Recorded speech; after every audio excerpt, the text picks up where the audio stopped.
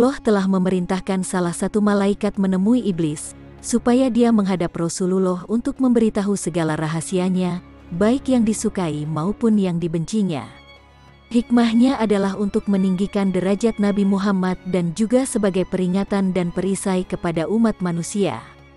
Maka malaikat itu pun berjumpa iblis dan berkata, "Hei iblis, bahwa Allah yang maha mulia dan maha besar memberi perintah untuk menghadap Rasulullah. Hendaklah engkau buka segala rahasiamu, dan apapun yang ditanya Rasulullah, hendaklah engkau jawab dengan sebenar-benarnya. Jikalau engkau dusta walau satu perkataan pun, niscaya akan terputus semua anggota badanmu, uratmu, serta disiksa dengan azab yang amat keras."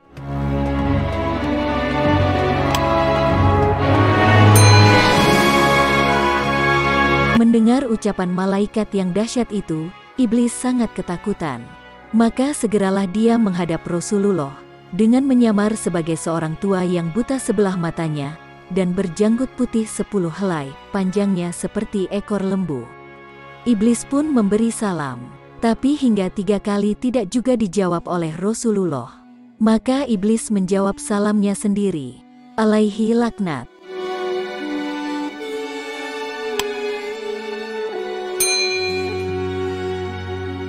"Ya Rasulullah, mengapa engkau tidak menjawab salamku?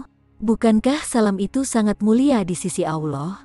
Maka Nabi menjawab dengan marah, "Hei aduwullah, seteru Allah, kepadaku engkau menunjukkan kebaikanmu, janganlah mencoba menipuku sebagaimana kau tipu Nabi Adam.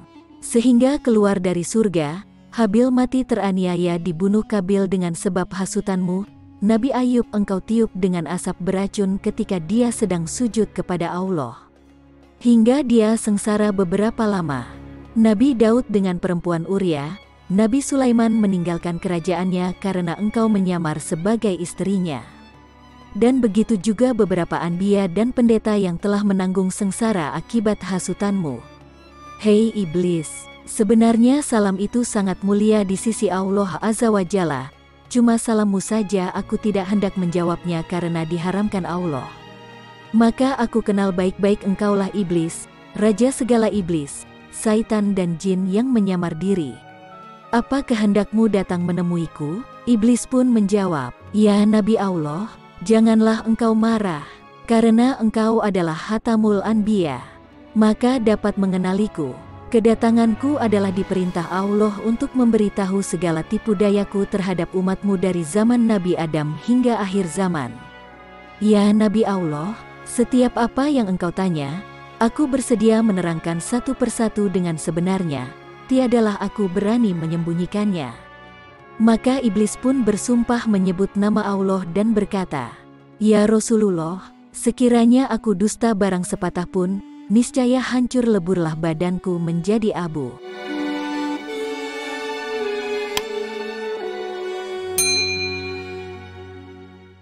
Apabila mendengar sumpah iblis itu, Nabi pun tersenyum dan berkata dalam hatinya, "Inilah satu peluangku untuk menyiasati segala perbuatannya agar didengar oleh sekalian sahabat yang ada di majelis ini dan menjadi perisai kepada seluruh umatku."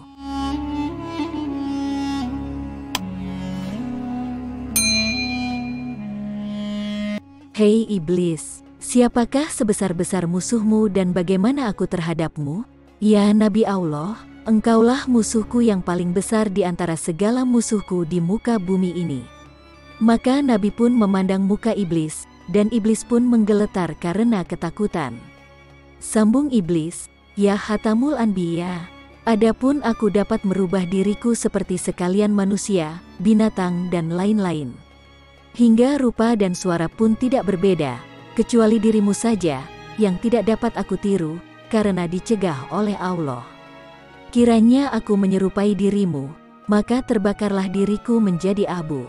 Aku cabut iktikat niat anak Adam supaya menjadi kafir, karena engkau berusaha memberi nasihat dan pengajaran supaya mereka kuat untuk memeluk agama Islam. Begitu jugalah aku berusaha menarik mereka kepada kafir, murtad atau munafik. Aku akan menarik seluruh umat Islam dari jalan benar menuju jalan yang sesat supaya masuk ke dalam neraka dan kekal di dalamnya bersamaku."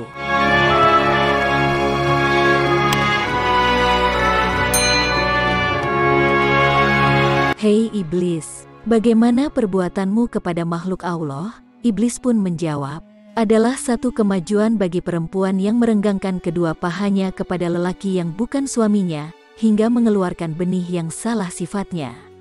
Aku goda semua manusia supaya meninggalkan sholat, terbuai dengan makan minum, berbuat durhaka, aku lalaikan dengan harta benda daripada emas, perak dan permata, rumahnya, tanahnya, ladangnya supaya hasilnya dibelanjakan ke jalan haram. Demikian juga ketika pesta yang bercampur antara lelaki dan perempuan. Di sana aku lepaskan sebesar-besar godaan supaya hilang peraturan dan minum arak. Apabila terminum arak itu maka hilanglah akal, fikiran dan malunya. Lalu aku ulurkan tali cinta dan terbukalah beberapa pintu maksiat yang besar. Datang perasaan hasad dengki hingga berzina. Apabila terjadi kasih antara mereka, terpaksalah mereka mencari uang hingga menjadi penipu, peminjam dan pencuri. Apabila mereka teringat akan salah, mereka lalu hendak bertaubat atau berbuat amal ibadah, aku akan rayu mereka supaya mereka menangguhkannya. Bertambah keras aku goda supaya menambahkan maksiat dan mengambil istri orang. Bila kena goda hatinya, datanglah rasa ria, takabur, megah, sombong dan melengahkan amalnya. Bila pada lidahnya, mereka akan gemar berdusta, mencela dan mengumpat. Demikianlah aku goda mereka setiap saat.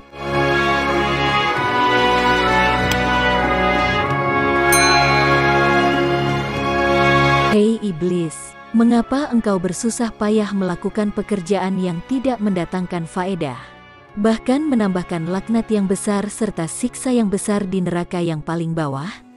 Hei yang dikutuk Allah, siapa yang menjadikanmu? Siapa yang melanjutkan usiamu? Siapa yang menerangkan matamu? Siapa yang memberi pendengaranmu? Siapa yang memberi kekuatan anggota badanmu? Iblis pun menjawab, semuanya itu adalah anugerah daripada Allah yang maha besar juga. Tetapi hawa nafsu dan takabur membuatku menjadi jahat sebesar-besarnya. Engkau lebih tahu bahwa diriku telah beribu-ribu tahun menjadi pemimpin seluruh malaikat, dan derajatku telah dinaikkan dari satu langit ke satu langit yang tinggi. Kemudian aku tinggal di dunia ini, beribadah bersama sekalian malaikat beberapa waktu lamanya. Tiba-tiba datang firman Allah hendak menjadikan seorang khalifah di dunia ini. Maka aku pun membantah. Lalu Allah menciptakan Nabi Adam, lalu dititahkan seluruh malaikat memberi hormat kepada lelaki itu, kecuali aku yang ingkar. Oleh karena itu Allah murka kepadaku, dan wajahku yang tampan rupawan dan bercahaya itu bertukar menjadi keji dan kelam. Aku merasa sakit hati. Kemudian Allah menjadikan Adam raja di surga, dan dikurniakan seorang permaisuri Siti Hawa, yang memerintah seluruh bidadari. Aku bertambah dengki dan dendam kepada mereka. Akhirnya aku berhasil menipu mereka melalui Siti Hawa, yang menyuruh Adam memakan buah huldi, lalu keduanya diusir dari surga ke dunia. Keduanya berpisah beberapa tahun dan kemudian dipertemukan Allah di Padang Arafah, hingga mereka mendapat beberapa orang anak. Kemudian kami hasut anak lelakinya Kabil, supaya membunuh saudaranya Habil. Itu pun aku masih tidak puas hati dan berbagai tipu daya aku lakukan hingga hari kiamat. Sebelum engkau lahir ke dunia, aku beserta bala tentaraku dengan mudah dapat naik ke langit untuk mencuri segala rahasia, serta tulisan yang menyuruh manusia berbuat ibadah, serta balasan pahala dan surga mereka. Kemudian aku turun ke dunia, dan memberitahu manusia, yang lain daripada apa yang sebenarnya aku dapatkan. Dengan berbagai tipu daya, hingga tersesat dengan berbagai kitab, bid'ah dan carut-marut. Tetapi ketika engkau lahir ke dunia ini, maka aku tidak dibenarkan oleh Allah untuk naik ke langit serta mencuri rahasia. Kerana banyak malaikat yang menjaga di setiap lapisan pintu langit. Jika aku berkeras juga hendak naik, maka malaikat akan melontarkan anak panah dari api yang menyala. Sudah banyak bala tentaraku yang terkena lontaran malaikat itu dan semuanya terbakar menjadi abu. Maka besarlah kesusahanku dan bala tentaraku untuk menjalankan tugas menghasut.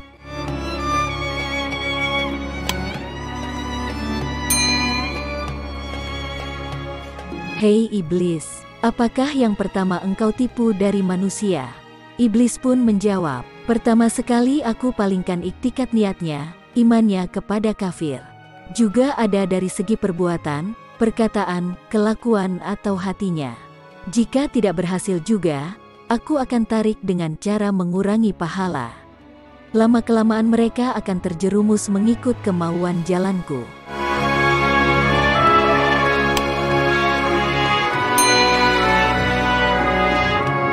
Hei iblis, jika umatku sholat karena Allah, bagaimana keadaanmu? Sebesar-besarnya kesusahanku, gemetarlah badanku, dan lemah tulang sendiku. Maka aku kerahkan berpuluh-puluh iblis datang menggoda seorang manusia pada setiap anggota badannya. Setengah-setengahnya datang pada setiap anggota badannya, supaya malas sholat, was-was, terlupa bilangan rakaatnya, bimbang pada pekerjaan dunia yang ditinggalkannya, senantiasa hendak cepat habis sholatnya, hilang khusyuknya, matanya senantiasa menjeling ke kiri kanan, telinganya senantiasa mendengar orang bercakap serta bunyi-bunyi yang lain. Setengah iblis duduk di belakang badan orang yang sembahyang itu, supaya dia tidak kuasa sujud berlama-lama, penat, atau duduk tahiyat dan dalam hatinya senantiasa hendak cepat habis sholatnya. Itu semua membawa kepada kurangnya pahala. Jika para iblis itu tidak dapat menggoda manusia itu, maka aku sendiri akan menghukum mereka dengan seberat-berat hukuman.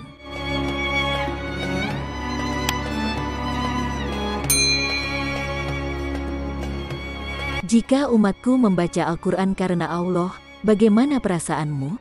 Iblis pun menjawab, jika mereka membaca Al-Quran karena Allah, maka rasa terbakarlah tubuhku, putus-putus segala uratku, lalu aku lari daripadanya. Jika umatku mengerjakan haji karena Allah, bagaimana perasaanmu? Binasalah diriku, gugurlah daging dan tulangku karena mereka telah mencukupkan rukun Islamnya. Jika umatku berpuasa karena Allah, bagaimana keadaanmu? Ya Rasulullah, inilah bencana yang paling besar bahayanya kepadaku. Apabila masuk awal bulan Ramadan, maka memancarlah cahaya aras dan kursi. Bahkan seluruh malaikat menyambut dengan sukacita.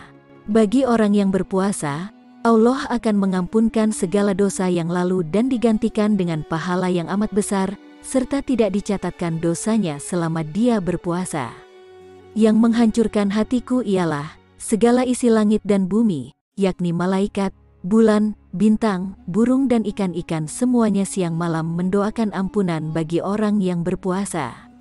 Satu lagi kemuliaan orang berpuasa ialah dimerdekakan pada setiap masa dari azab neraka. Bahkan semua pintu neraka ditutup, manakala semua pintu surga dibuka seluas-luasnya, serta dihembuskan angin dari bawah aras yang bernama angin syirah, yang amat lembut ke dalam surga. Pada hari umatmu mulai berpuasa, dengan perintah Allah, datanglah sekalian malaikat dengan garangnya menangkapku dan tentaraku, jin, syaitan dan ifrit. Lalu dipasung kaki dan tangan dengan besi panas, dan dirantai serta dimasukkan ke bawah bumi yang amat dalam. Di sana pula beberapa azab yang lain telah menunggu kami. Setelah habis umatmu berpuasa, barulah aku dilepaskan dengan perintah agar tidak mengganggu umatmu. Umatmu sendiri telah merasa ketenangan berpuasa, sebagaimana mereka bekerja dan bersahur seorang diri di tengah malam tanpa rasa takut dibandingkan bulan biasa.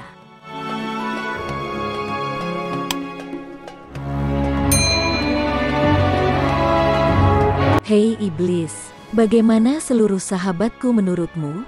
Iblis pun menjawab, seluruh sahabatmu juga adalah sebesar-besar seteruku.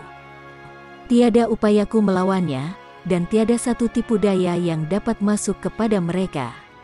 Karena engkau sendiri telah berkata, seluruh sahabatku adalah seperti bintang di langit, jika kamu mengikuti mereka, maka kamu akan mendapat petunjuk. Sayyidina Abu Bakar Siddiq sebelum bersamamu, aku tidak dapat mendekatinya, apalagi setelah berdampingan denganmu. Dia begitu percaya atas kebenaranmu hingga dia menjadi Wazirul Azam. Bahkan engkau sendiri telah mengatakan jika ditimbang seluruh isi dunia ini dengan amal kebajikan Abu Bakar, maka akan lebih berat amal kebajikan Abu Bakar.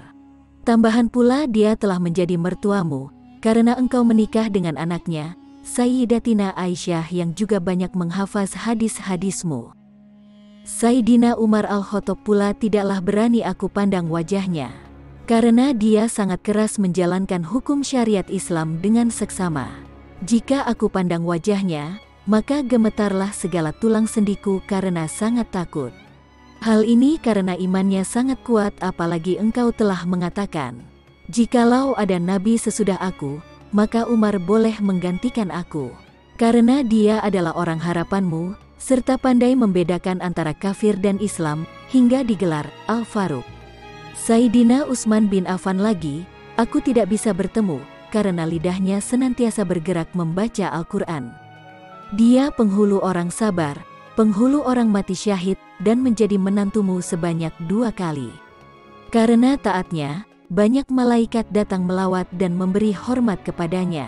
Karena malaikat itu sangat malu kepadanya hingga engkau mengatakan, barang siapa menulis Bismillahirrahmanirrahim pada kitab atau kertas-kertas dengan dakwat merah, niscaya mendapat pahala seperti pahala Utsman mati syahid. Sayyidina Ali Abi Thalib pun itu aku sangat takut. Karena hebatnya dan gagahnya dia di medan perang, tetapi sangat sopan santun, alim orangnya. Jika iblis, syaitan dan jin memandang beliau, maka terbakarlah kedua mata mereka karena dia sangat kuat beribadahnya, serta beliau adalah golongan orang pertama memeluk agama Islam. Dan tidak pernah menundukkan kepalanya kepada sebarang berhala.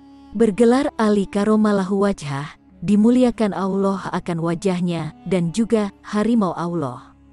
Dan engkau sendiri berkata, akulah negeri segala ilmu dan Ali itu pintunya. Tambahan pula dia menjadi menantumu, semakin aku takut kepadanya.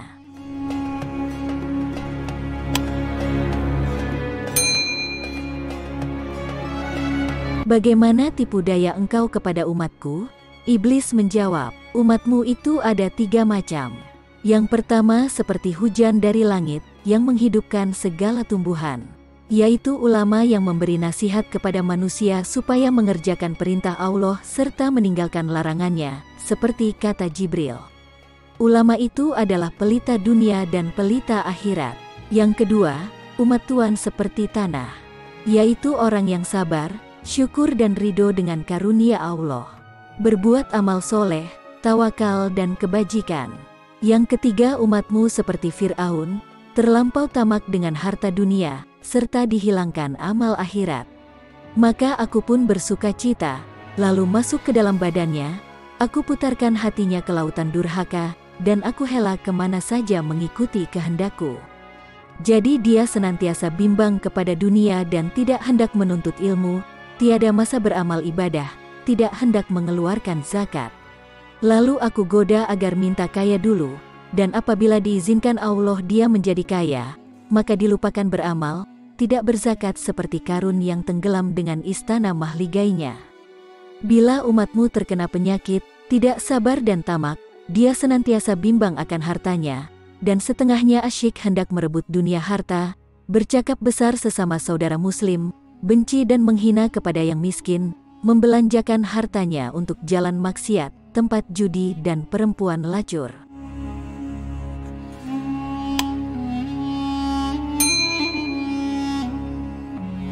Siapa yang serupa dengan engkau? Iblis menjawab, orang yang meringankan syariatmu dan membenci orang belajar agama Islam.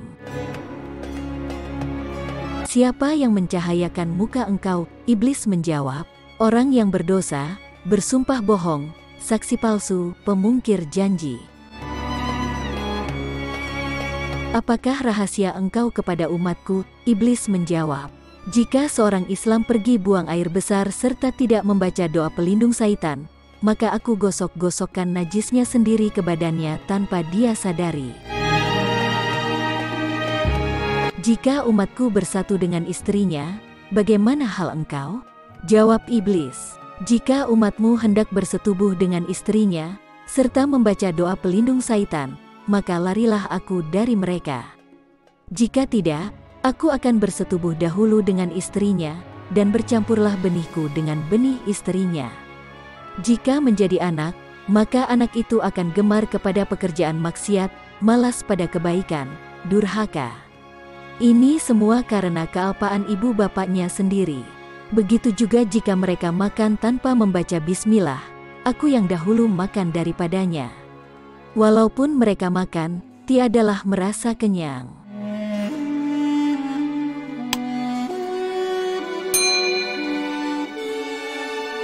Dengan jalan apa dapat menolak tipu daya engkau? Iblis menjawab, jika dia berbuat dosa, maka dia kembali bertaubat kepada Allah, menangis menyesal akan perbuatannya. Apabila marah segeralah mengambil air wudhu, maka padamlah marahnya. Siapakah orang yang paling engkau lebih sukai? Lelaki dan perempuan yang tidak mencukur atau mencabut bulu ketiak atau bulu ari-ari, bulu kemaluan selama 40 hari. Disitulah aku mengecilkan diri, bersarang, bergantung, berbuai seperti pijat pada bulu itu.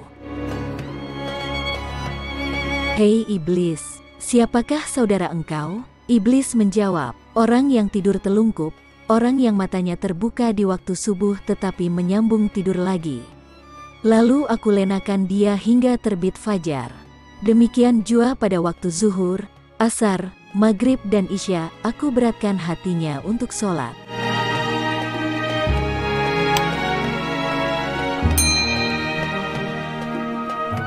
Apakah jalan yang membinasakan diri engkau? Iblis menjawab, orang yang banyak menyebut nama Allah, bersedekah dengan tidak diketahui orang, banyak bertaubat, banyak tadarus Al-Quran, dan sholat tengah malam. Hei iblis, apakah yang memecahkan mata engkau? Iblis menjawab, orang yang duduk di dalam masjid serta beriktikaf di dalamnya. Apalagi yang memecahkan mata engkau? Iblis menjawab, orang yang taat kepada kedua ibu bapanya, mendengar kata mereka, membantu kebutuhan makan dan pakaian mereka, selama mereka hidup. Karena engkau telah bersabda, surga itu di bawah tapak kaki ibu.